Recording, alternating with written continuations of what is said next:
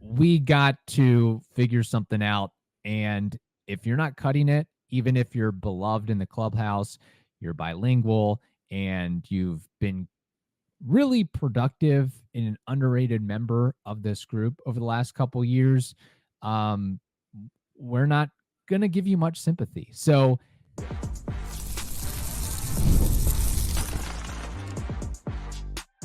You are Locked On Rays, your daily Tampa Bay Rays podcast. Part of the Locked On Podcast Network, your team every day. hello, my name is Kevin Weiss. This is Rays Baseball Therapy. I'm Ulises Sambrano. We are the host of the Locked On Rays podcast, part of the Locked On Podcast Network. Thank you for making us your very first listen every single day. Be sure to check out and subscribe to our YouTube channel at Locked On Rays. You can also find us on X and Instagram at Locked On Rays, and email us anytime. Make your therapy known to us, lockedonrays@gmail.com.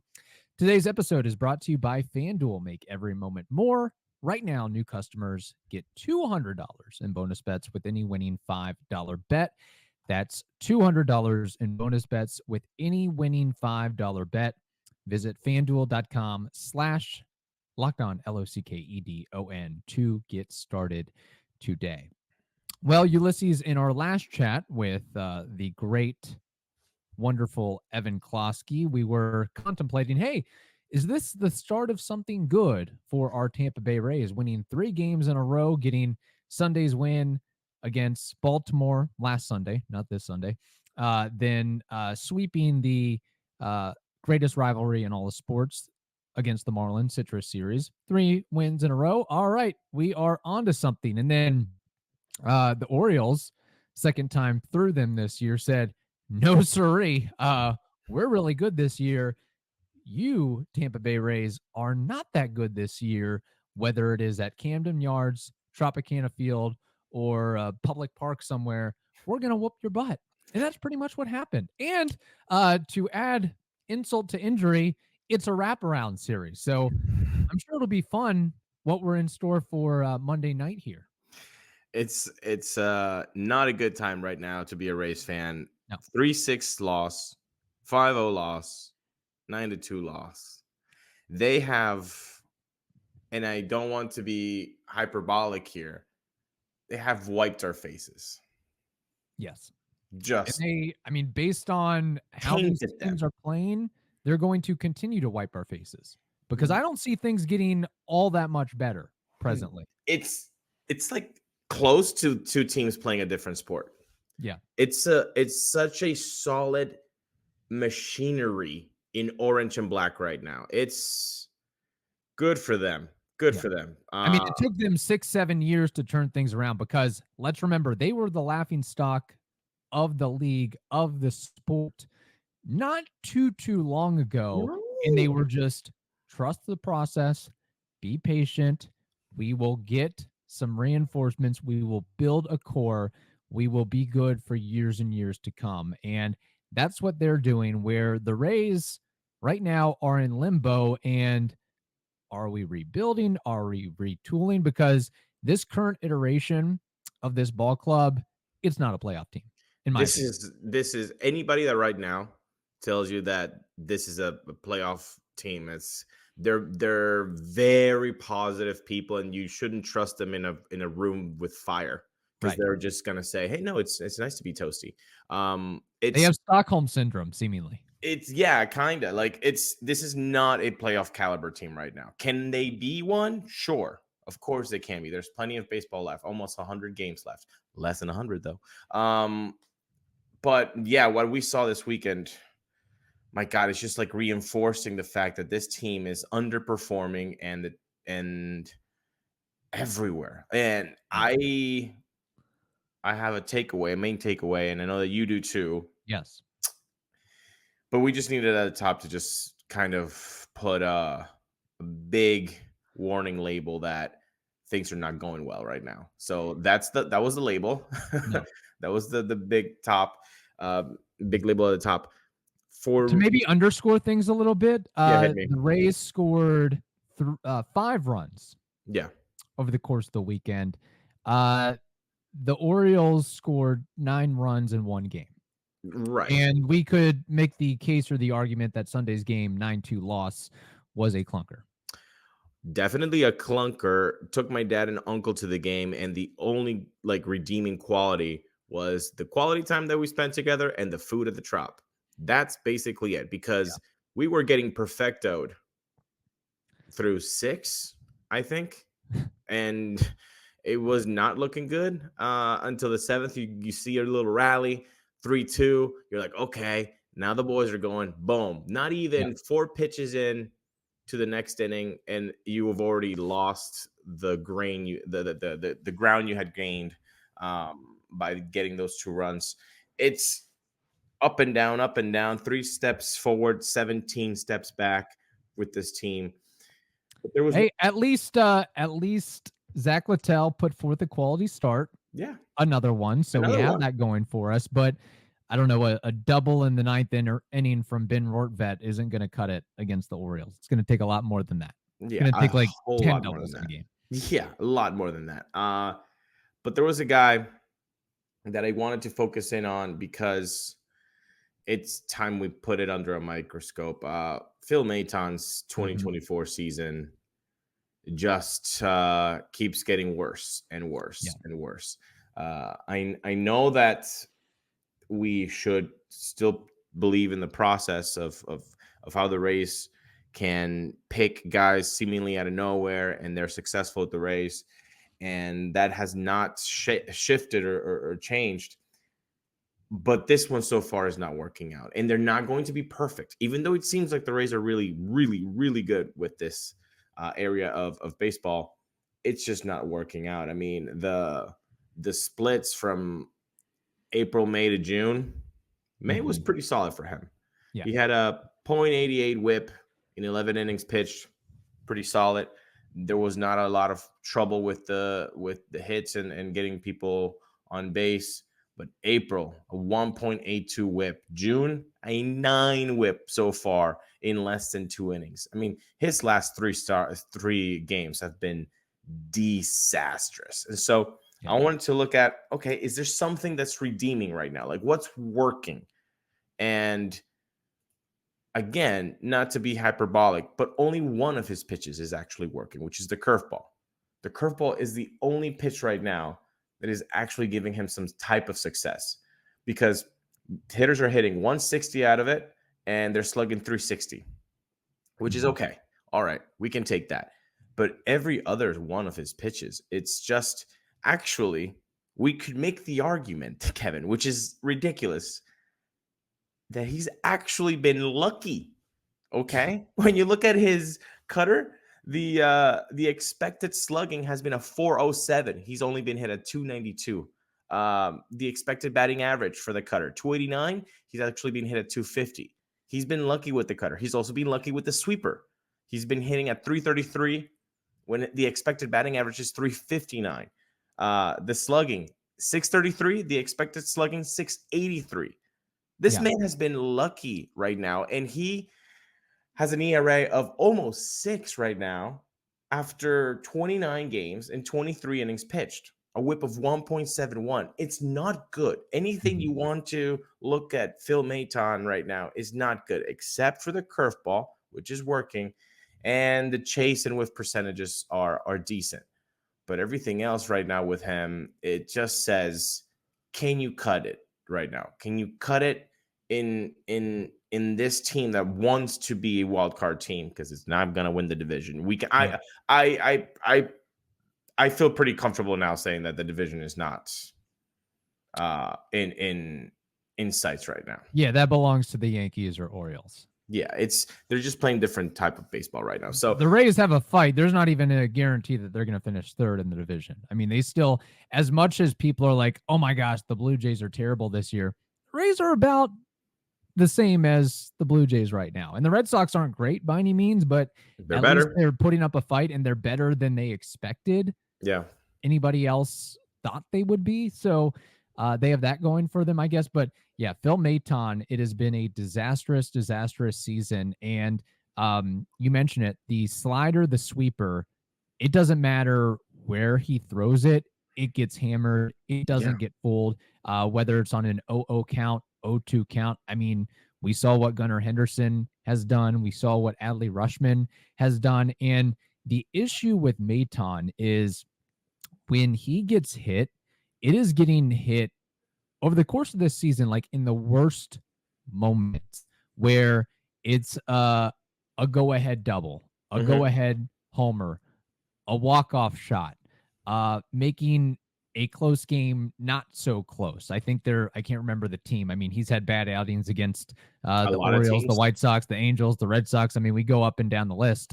You look at all his highlights, the highlights are against him. There's not many highlights for him if you go to Baseball Savant or MLB.com or whatever it is. But, there's been situations where the Rays are up or down 2-1, one-run game, and Phil Maton comes in and he blows it open to a 3 or 4 run deficit. And it's interesting because if you look at his career, so he's been in the league for 8 years now. He's really only had 2 quality seasons, and that was the last 2 seasons against or for the Houston Astros, where in 2023 he had a 3 ERA, and in 2022 a 3.84 ERA. But there's been years where he hasn't been as bad as he's been this year with the Rays, but some question marks as to can he eliminate the volatility and be consistent, because he's had some bad years over the course of his time in the bigs. I mean, if we go back to 2019, we go back to 2021, and even early in his career where he had, relatively high ERAs. So there is, and like you said, one pitch is quasi working with the curveball. You can't get away with just one pitch. You got to have a repertoire. So it's something's got to give with Phil Maton. And as of right now, we're going to have to put it up in the territory of worst contracts by the Rays. We can add him to the list of Chris Archer, second act, signing that 1-year deal. We can put it up there with Pat Burrell signing the 2-year deal. We can put it up with Yoshi Satsugo. Heck, if we want to talk about another reliever, we can put it back up with the second time that the Rays brought back Grant Balfour in 2014 after a deal with the Orioles, 2-year, $12 million. It's, I mean, look, he's getting paid $6.25 million right now. There's a club option for $7.75 million next year.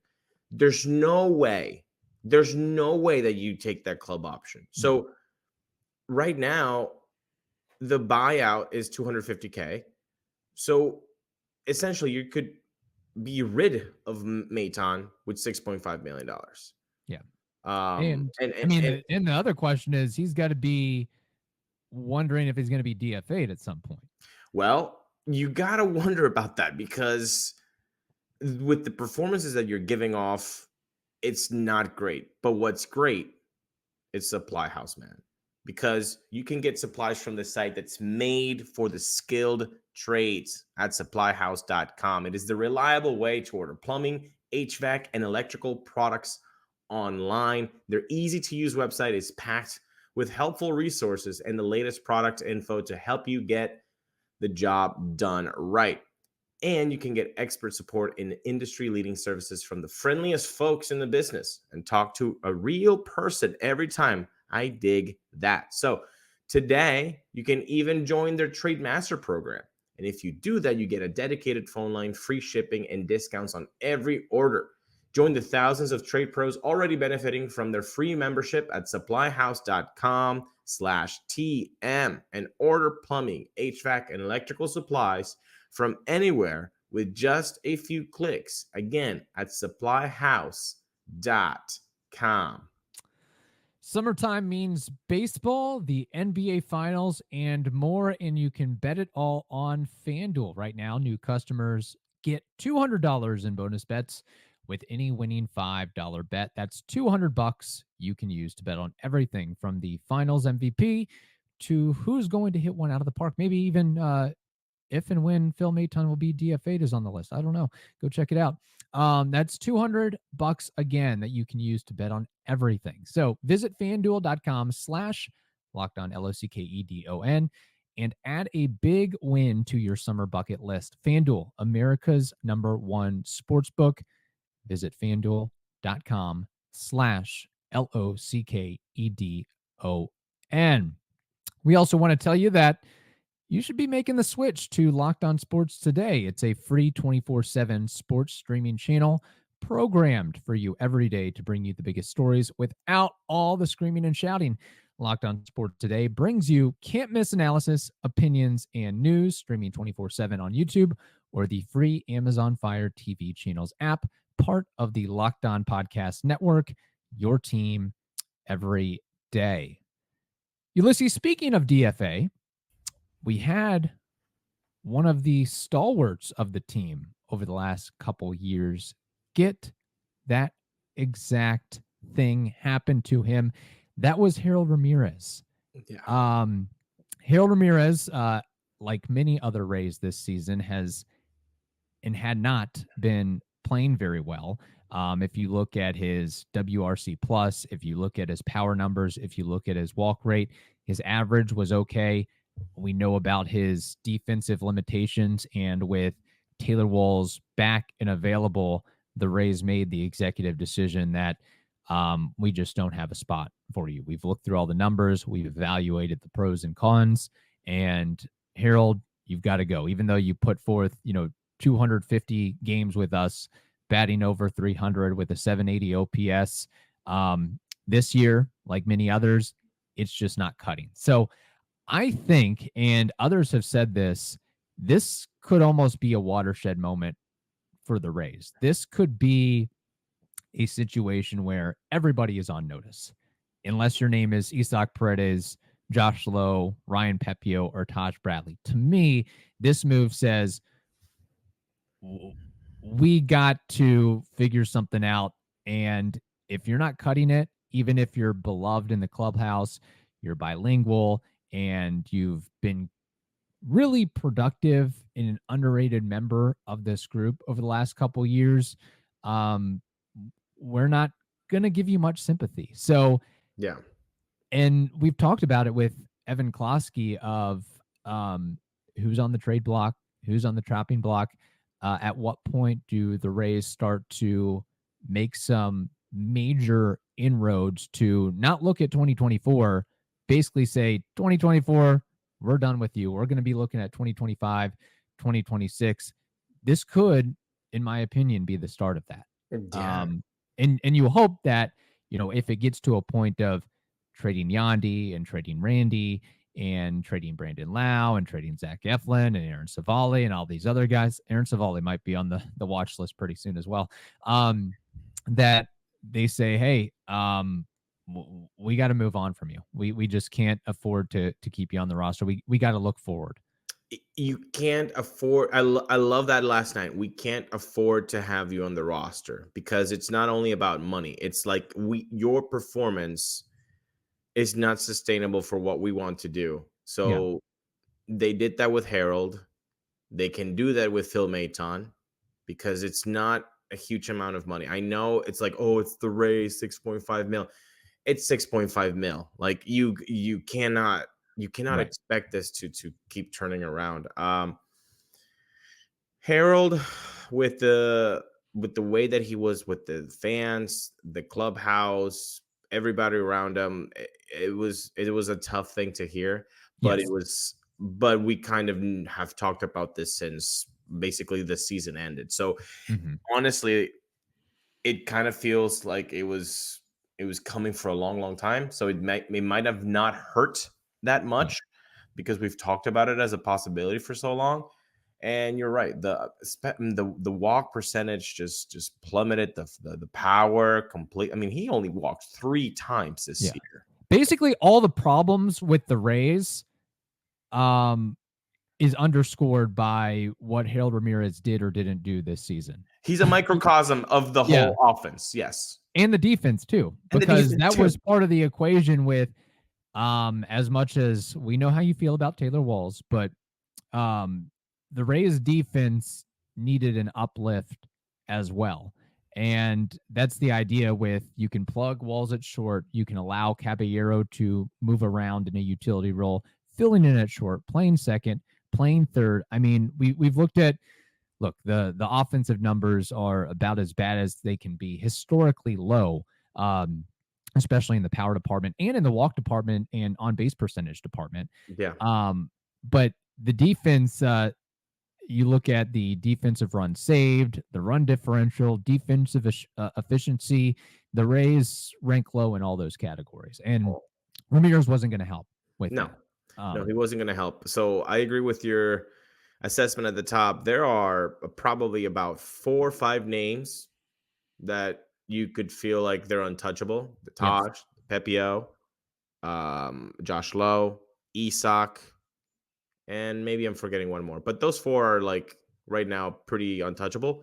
Yes. I wouldn't be surprised if one gets moved, but I would be very surprised. Right. I would categorize them all as untouchable. Everybody else though, hey, Harold just got DFA'd. You can get traded too. You might not get DFA'd, but we will certainly see to you that you get traded if you must. And this deal's a little bit more stomachable. I would have loved for the Rays at least to get a reliever or something. It remains to be seen. But with the emergence of Rosario so far this season and Palacios, it made the deal even more so of a no-brainer for the Rays. And now the question is, what's their next move? Because I think this could be a domino effect from Maton to many, many others on this roster. Maton, Harold, and now this disastrous weekend series with the Orioles. Yeah. It does kind of, obviously I don't think the front office obviously is going to feel like fans where like a series is that detrimental, but this does feel like what we saw. You cannot, I don't care how optimistic you are, you saw that weekend series. That is completely different levels of baseball. I mean, it was to a point where I'm like, that's how the race used to be. I mean, like if I could just take the team from 2021, that's exactly what happened on Sunday, wearing orange and gray. Like, oh, we're down 2, no worries. In 5 pitches, we're gonna get men on first and third and second, and we're gonna deal with this. And sometimes you have to deal with things like, to get a new job. I mean, Harold right now is gonna have to get a new job. So I don't know what he could do about that. Yeah. And it stinks because I would love to go back in time and see how the complexion of this team and this roster would be different by just having Now Who Shall Not Be Named in the lineup and in the field. I don't think we'd probably be a couple games at least over 500. Just saying. And the pain isn't over because, yes, we love Pepio, but the Orioles have somebody named Corbin Burns on the bump tonight. Yeah. And Corbin Burns is no slouch. He hasn't been, and he's not this year with the Orioles at a 6.2 record and 2.26 ERA. And like you mentioned, where there was a time where the Rays felt like the Orioles are now. This is what we used to do to the Orioles, where we'd win like 14 of 18 games and Randy Rosarena would hit 400 against the Orioles. We used to do that. But you know what? Times have changed. Yeah. And now you can actually find jobs. Yeah. Online now. Well, Harold Ramirez might have to go to LinkedIn Sales Navigator. It is a sales intelligence platform that helps professionals effectively prospect and engage high-value customers, drive higher revenue, and increase sales performance.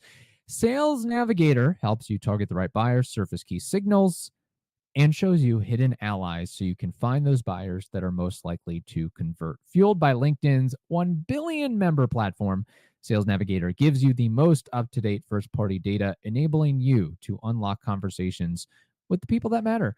So right now, you can try LinkedIn Sales Navigator and get a 60-day free trial at linkedin.com/lockedon, LOCKEDON. That is linkedin.com/LOCKEDON for a 60-day free trial. Let LinkedIn Sales Navigator help you sell like a superstar today. Just go to linkedin.com/lockedon and get started. Can I just say that I'm kind of tiffed that you didn't take my first alley-oop to the LinkedIn ad there before. Kind of tiffed. Oh, set you up real good. You want to run it back? Yeah. I don't even know what you said because I was trying to look at the script. I was trying to do too much here, so I totally missed it. I was like, oh, Harold Ramirez got to find a new job. And you're like, yeah. And I was like, ah, damn, he missed it. All right. Got to try again for the alley-oop. I'm not that good. So it's too early in the morning. Yeah. I bet you haven't even had coffee yet. I've had a half cup of Keurig coffee, and that's not going to cut it. I'm going to need a lot more than that. That's right. And the Rays are going to need a lot more than that too. Yeah. All right, let's get to some listener comments here on the weekend that was. Brad says, the Rays are very bad, and the Orioles are very, very, very good. Yes, astute point there. Josh Garner says, Klosky was right, sort of punting this season. Yeah, that's the $1 million question going forward. Quinlan says, team should be sellers at the deadline and hope to sneak into the filed wild card at best.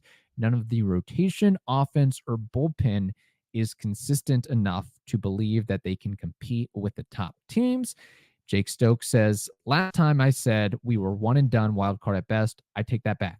Just not on the same level this season, which really is okay. Sell high on what you can, come back with a nasty rotation and young talent next year.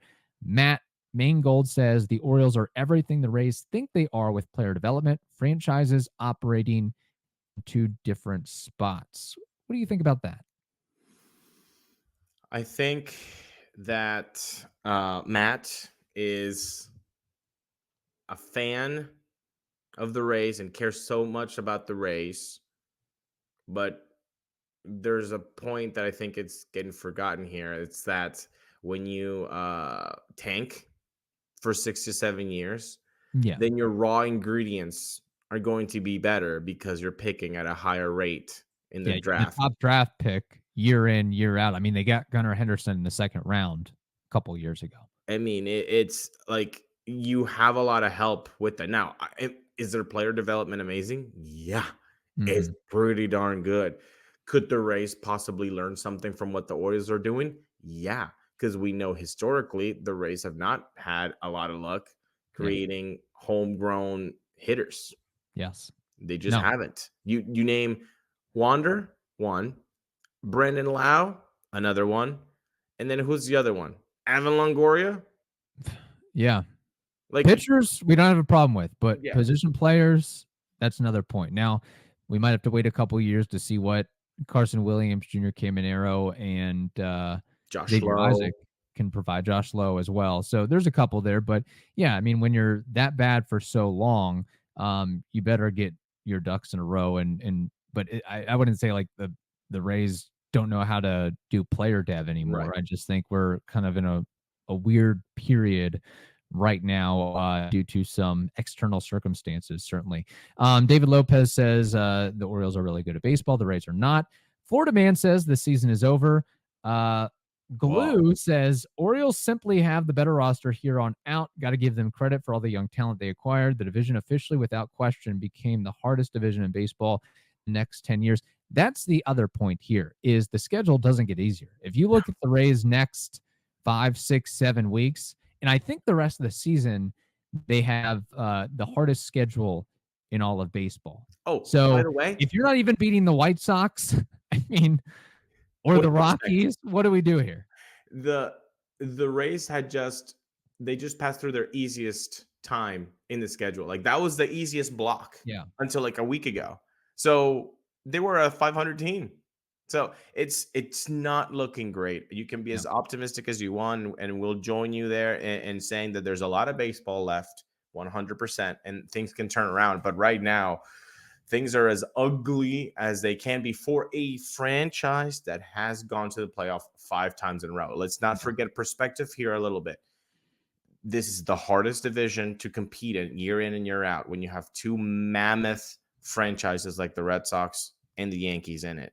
And you have a Blue Jays squad that, has $150 million into them. And you have now the Orioles who are an upstart young team. Like it's a very difficult division, but underperformances and maybe some not as astute signings and not signings. Like Phil Maton, bad signing so far. Not doing anything about the catching position has me going WTF because You were so gung-ho on Rene Pinto, and you only gave him one bleeping month. I know. And then now you're bringing Alex Jackson, who is doing, honestly, I am not going to say I would be hitting better than Alex Jackson, because that would be a ridiculous thing to say. And everybody that would say that on the internet, I would be hitting better than Alex Jackson, would be completely just false. You would not be hitting better than Alex Jackson. But that's not the point. The point is, you're telling me there is not one catcher out there that you could get more value than Alex Jackson. He's not even that great defensively. Look at his Savant page. He's not even that great. Yeah, I mean, you could be step off. It could be a situation where any of the Rays catchers, I don't know all their names, but in AA or AAA would probably hit better than Alex Jackson.